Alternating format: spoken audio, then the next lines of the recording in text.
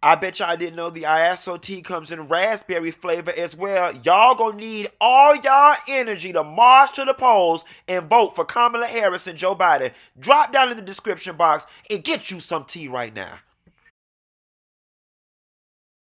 Crazy Joe don't select the Kamala Harris to be his VP. Crazy Joe might not be so crazy after all. Wanna talk about it? Here you go.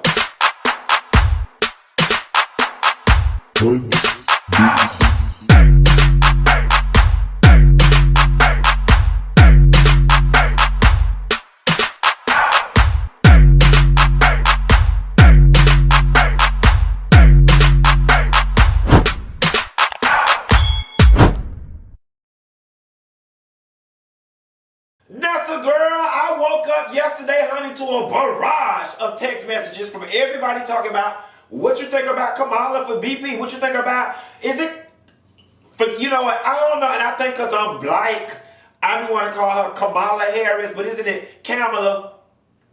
I'm going to call her Kamala because that just come off my tongue easier. It come off the way the back of my throat set up. Kamala come off better. Hey, Kamala, girl.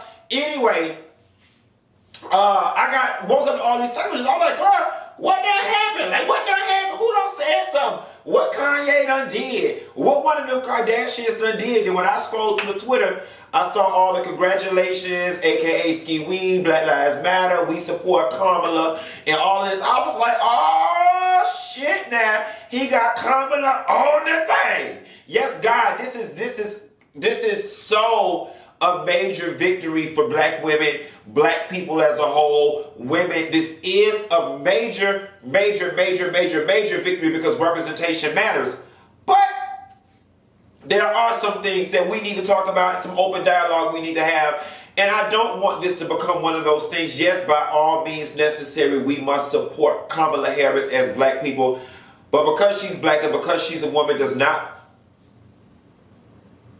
make her beyond reproach. It does not mean that we cannot have open dialogue about some of our concerns. And that's what I want this to be. So let me start out by saying I'm 100% for it. Hell, at this point, we ain't got no damn choice but to be for it because it's all we got. I am here for it 100%. But there are a few things that I do want to talk about and a few concerns of mine. So listen, I was one of those people who very early on in this whole election situation, that kind of side-eyed Joe when he blurted out off the rip, his VP would be a woman. Did he say a woman or did he say a black woman? I can't remember which one it was. Nevertheless, my only concern in this election, and I'm going to be honest with you, I'm not voting issues in this election. For me, in my life, the way my ecosystem is set up, I don't have the luxury of voting on specific issues this election. My only objective is to get Donald Trump out of office. That is my only voting objective. I can care less than the hell about anything they got to say about foreign policy, tax. I can't afford another 4 years of racial tensions in my everyday life. So I only care about getting Trump out of office. With that being said, my concern about him blurting out so early that his running mate would be a woman bothered me because I questioned America's willingness to have a woman in a position of power, moreover a black woman. My school of thought was America didn't vote for a white woman, they damn sure ain't gonna vote for a black one. That was my school of thought, and I still somewhat feel that way. I'm not going to lie to you. I almost wanted Biden to renege on his whole I'm gonna put a woman as VP and pick Governor Cuomo from New York as his VP. That's really what I fantasized and romanticized. And again, please let it be known, it's not because I don't think a woman or a black woman is qualified. I think Kamala Harris is more than qualified to do the damn job. I think of all the female running mates that he had, that she probably was the most qualified. But I question electability, not based on her qualifications, but attitudes in America predominantly held by white people if they would vote. I just felt like, we are used to seeing men in positions of power. And yes, something bold has to happen in order for change to take place. But with this Trump man in office, we just can't leave no stone unturned. And we got to get this motherfucker up out of here. So that was, keep in mind, that's my only focal point. Getting Trump's ass out of office. And so he announces Kamala. Now, here's the other thing that I want to talk about, because I see a lot of people in the comments in various social medias, but she did this, but she did that, but she, to be honest, just being quite frank, at this point, the but she's conversation is null and void because she's the pick. There's no need in wasting any time dissecting this lady's track record or her history, because you don't have no other option. It's not like, okay, I don't like her, so I'm going to vote for Keisha Lance Bottoms or Stacey Abrams.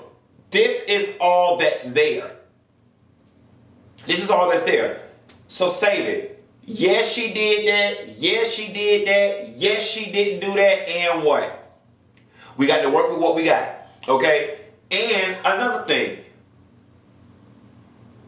Because she is a woman, and because she is a black woman, the other side is going to try to sully this woman's name. They're going to throw so much dirt in her direction that we have to insulate and protect Kamala Harris at all costs. And, it's funny that I have even arrived at this school of thought, because I'm going to be the first person to tell you I didn't like her.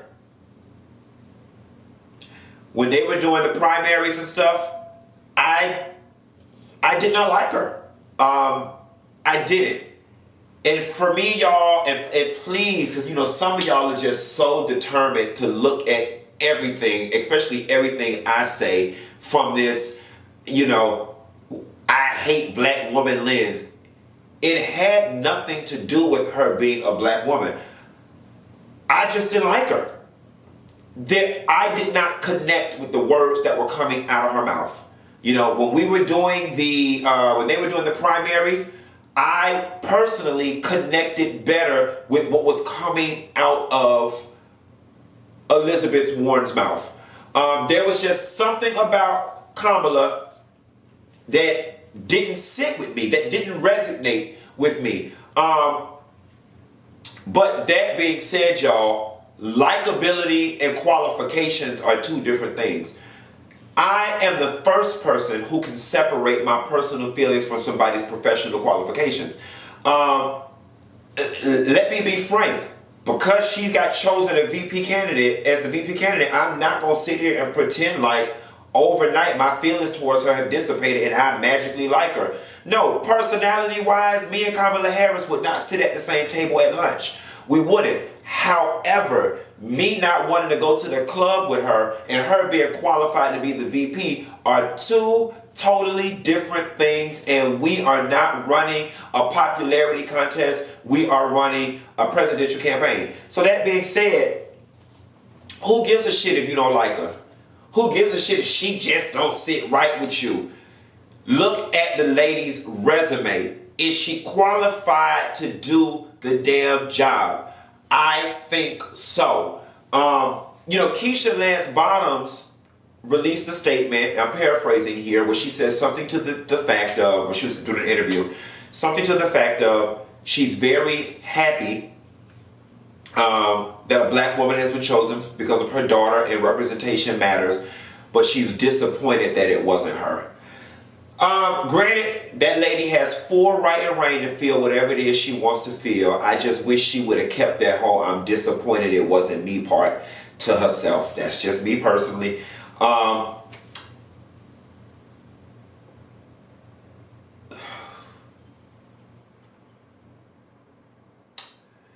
Keisha, bro, like, on the real, do I think Keisha could have done the job? Perhaps. You know what I'm saying? You throw anybody in any position and you train them long enough, they can rise to the occasion. I definitely think Keisha has the brains, the intellect, and the fortitude to rise to the occasion. However, let's be clear, there is a distinct difference between being the mayor running a city in the South and being the vice president of the free world. Now, don't get me wrong, I have not spent much time scrutinizing Keisha's resume and political background, whatever the case may be. I don't know what all her qualifications are. However, just on the surface, I question things like, you know, Keisha, are you well versed in foreign policy? Are you well versed in, you know, what's going on over there in Iran versus what's going on over there in Turkestan? And I got the nerve to ask these damn questions, and I don't even know what the hell going on. But see, because I don't know what the hell going on, I need to make sure your ass know what the hell going on so I can sleep easy at night.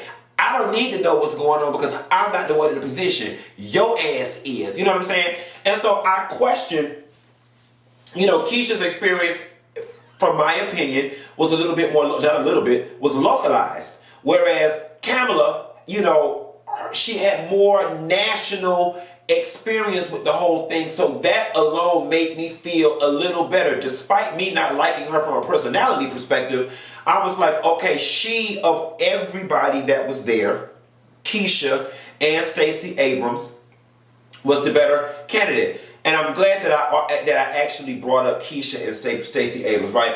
So she's a black woman when we want her to be and when we choose to accept her. And let's not pretend like her proximity to whiteness isn't a factor in him choosing her and her electability. Again, I think all of the black women that were named would be qualified and could do a great job. I question white America's ability to put their racial bias aside and get behind some of these other candidates. I don't mean for this to sound ignorant, but with the name Keisha Lance Bottoms, that Keisha part, that was going to be an everyday reminder to them white folks that she blackity black. You know what I'm saying? And I think, and I may be wrong because I ain't white, but I feel as if there's still a level of discomfort associated with a blackity black person being in charge of the free world. I don't think they're here for it. I had a conversation with some of my friends about Stacey Abrams. And I've got a friend girl who's a heavyset woman, who's natural. And she was just saying, you know, Stacey Abrams, I don't want to say, okay, listen. Don't get mad with me. I'm repeating what somebody said for the sake of us having this conversation. Against my better judgment. She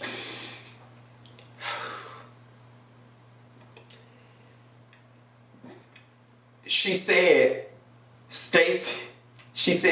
Stacey Abrams looked like Mammy. And she was like, the white people not having it. You know what I'm saying? All right, take a beat, get mad, cuss me out, call me all kind of ignorant in the box. But us black folks, amongst black folks, having our kitchen conversation, living in this white world, we know what that means. We know what that means. It's the respectability politics of it all. You look too black. And your blackness is a threat.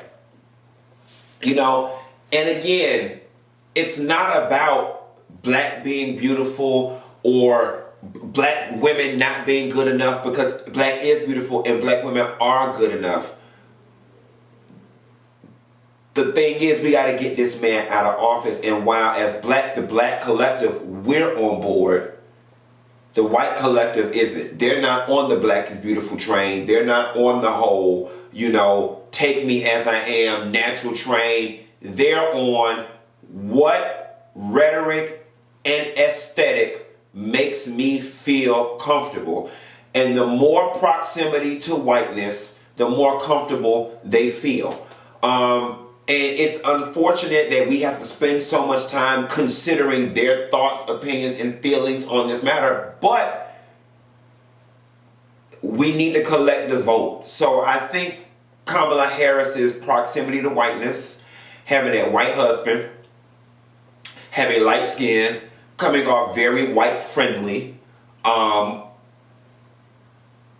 makes things easier in terms of getting Trump out of office and electability of the overall ticket.